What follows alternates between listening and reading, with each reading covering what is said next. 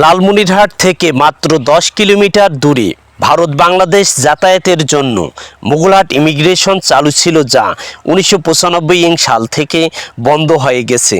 যা বন্ধ হওয়ায় কাস্টমস, বিজিবি ও পুলিশ বিভাগের স্থাপনাগুলি নষ্ট হয়ে যাচ্ছে। আবার 1988 সাল পর্যন্ত ভারত থেকে সরাসরি লালমনিরহাট পর্যন্ত প্রতি সপ্তাহে পণ্যবাহী রেলওয়ে মালগাড়ি যাওয়া আসা করত, যা বর্তমানে বন্ধ রয়েছে। মোগলহাট রেলওয়ে স্টেশনটিও পরিত্যক্ত ঘোষণা করেছে রেল বিভাগ। এমনকি উক্ত রেললাইন চুরি হয়ে জায়গাগুলি বেদখল হয়ে গেছে। অথচ ভারত, নেপাল, ভুটান থেকে পণ্য আমদানি রপ্তানি বৃদ্ধি পেয়েছে কয়েক গুণ, যার সমস্তটাই সড়কপথে পরিবহন করা। সড়ক ও জনপথ ধ্বংস হচ্ছে, বিশেষ করে পাথর আমদানিতে সড়কপথ নষ্ট হচ্ছে। এই বিষয়ে ভারতের সাথে 1965 সালের পূর্বে সকল পথ খুলে দেওয়ার ঘোষণা রয়েছে। 1996 সালে জাতীয় রাজস্ব বোর্ডের রেল রুট চালু করার সিদ্ধান্ত ছিল, যা আজও কার্যকর হয়নি।